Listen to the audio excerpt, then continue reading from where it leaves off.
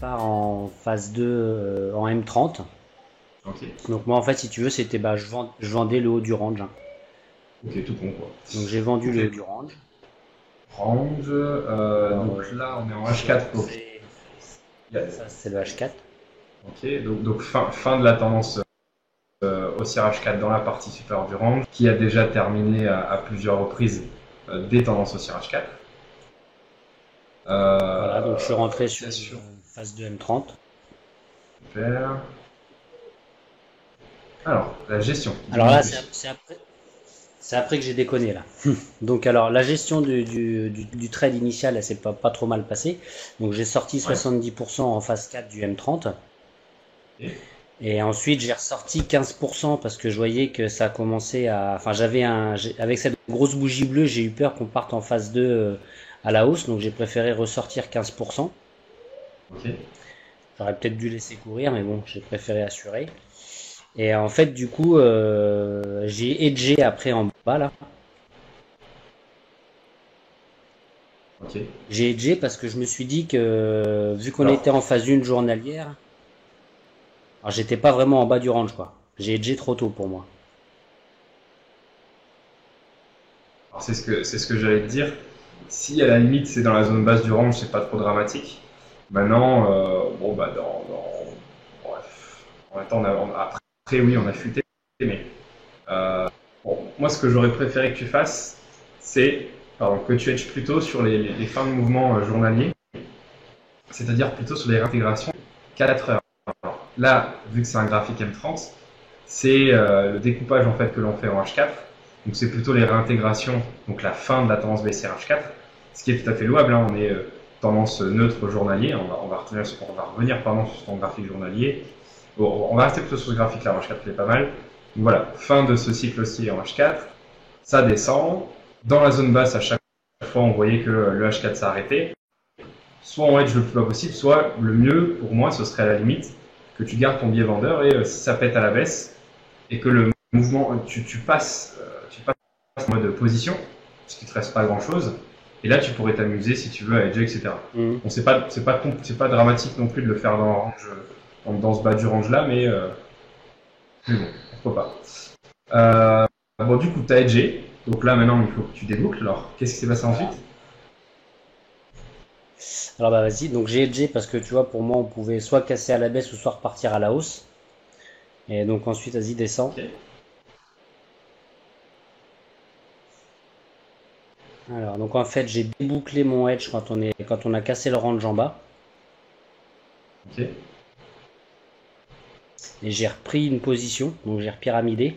Sauf que bah tu vois, la pyramide, en fait, c'était un discours de Trump et j'avais pas du tout capté que j'étais pas du tout au courant que Trump allait parler. Alors je sais pas si c'est lié à Trump ou pas. C'était mercredi soir, je crois. Et du coup, bah voilà, après ça s'est alors de plutôt mal mémoire, passé. ça a bougé. De mémoire, ça a bougé avant le discours. Et après le discours, ça n'a pas des masses bougé. Ok, bon, donc Bah en fait, le si tu seul veux, petit bémol j'ai de vu ce la trade, ce grosse serait peut-être le impulsion. hedge, effectivement. Ouais.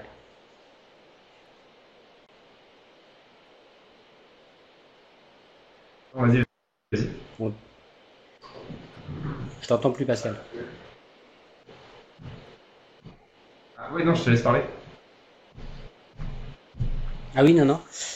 Oui, bah écoute, oui, effectivement, bah le hedge et puis en fait, bah la pyramide, je l'ai pris. En fait, je voulais attendre la clôture du D1, voir si ça allait faire une phase 2 en journalier. Et du coup, je l'ai pris sur une impulsion, mais j'ai pas attendu que la bougie se clôture et du coup après c'est remonté. Enfin, je suis pas trop fier de cette pyramide là, quoi. J'aurais pu être un peu plus posé. Ok, ok. Donc voilà.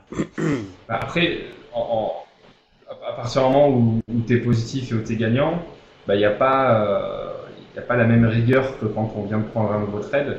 Donc, moi, ce qui m'intéresse, c'est en termes de gestion du risque, comment ça s'est passé la pyramide? Est-ce que tu as réinvesti une partie du gain que tu avais fait là? Ou est-ce que tu as pris un gros trade? Ça s'est passé comment? Bah, j'ai réinvesti une partie du gain. J'ai réinvesti une partie Donc, du c'est pas gain. dramatique. Enfin, j'ai pris la même taille de position que le premier trade. Parce qu'en fait, si tu veux, donc sur les 70%, j'ai pas mal encaissé. Donc du coup, ça couvrait mon risque de ce trade-là. En gros, si tu veux, j'avais encore un petit peu de gain derrière. Par contre, en termes de taille de position, c'était la même taille que le premier trade. Et pour moi, si tu veux, je voyais le journalier qui allait partir en phase de baissier, quoi. Donc je me suis dit, si ça part en phase de Ouais. baissier, enfin, j'ai la possibilité d'avoir une ou deux bougies baissières journalières, donc ça pourrait aller loin. Sauf que du coup, c'est remonté aussi vite, quoi. Et là, j'ai toujours 15% du trade initial en cours. Ok. Donc, ouais, en termes de gestion du risque, pour moi, il y a juste un petit bémol, puisque il faudrait réussir qu'une partie en fait, de ton gain et non pas quasiment l'intégralité. Comme ça, si jamais ça se passe mal, finalement, c'est pas si grave que ça. Bon, ton hedge un peu trop tôt. En fait, ce qui aurait été pas mal, c'est que vu que tu as hedgé parce que tu avais peur qu'on réintègre à la hausse, quand tu voyais que ça reparte à la baisse, pourquoi pas déboucler le hedge qui t'en reprendra un peu plus bas. Bon, maintenant, le hedge n'est pas obligatoire. C'est bien quand on a un peu de marge de manœuvre et qu'on est vraiment sur une zone de support. C'est ce que j'ai fait moi sur le ROD. Le ROD, on est arrivé dans la zone basse. On en reparlera après. Donc là, j'avais suffisamment de pips et il fallait très bas donc pour tenter un hedge. Là, bon, t'étais pas très bas, t'es un petit peu peut-être submergé par les émotions. C'est dommage parce que l'entrée est magnifique. En plus, après, t'as tenté une petite pyramide. Bon, je pense que c'est toutes des erreurs de gestion. Genre, je pense pas que j'aurais autant risqué Mhm. sur une pyramide, surtout juste après avoir débouclé. Parce que tu déboucles, c'est-à-dire que tu dois redescendre du coup ton stop loss. Tu as encaissé, mine de rien, une perte, hein, parce que quand tu déboucles, du coup, c'est une perte, parce que tu as acheté ici et tu revends là. Alors certes, c'est pas une vraie perte, parce que c'est plus un manque à gagner qu'une perte pure et dure, mais quand même. Donc, retenter une pyramide, un autre trade juste après avoir débouclé, vaut mieux entre guillemets, te rembourser la perte que tu as faite, c'est-à-dire attendre que ça redescende d'au moins l'équivalent, redescendre après ton stop loss, et puis après, avec à la fois une partie des gains que tu as encaissé ici, et une partie du gain qui est bloqué par le stop loss, là, t'envoies la sauce, et puis voilà. Ok. Ok. Mais en tout cas, c'est un bon trade. Il y a eu le même qui a été pris ici, parce que via enfin, non, je crois qu'on l'a Ah, pas pris. Alors lui, non, lui, on l'a pas pris du coup. On aurait dû le prendre, mais on l'a pas pris. Mais il était du coup dans la lettre, donc je sais pas si c'est via la lettre ou pas, mais en tout cas, tu avais la même analyse, le même point d'entrée, non, donc bah écoute, super.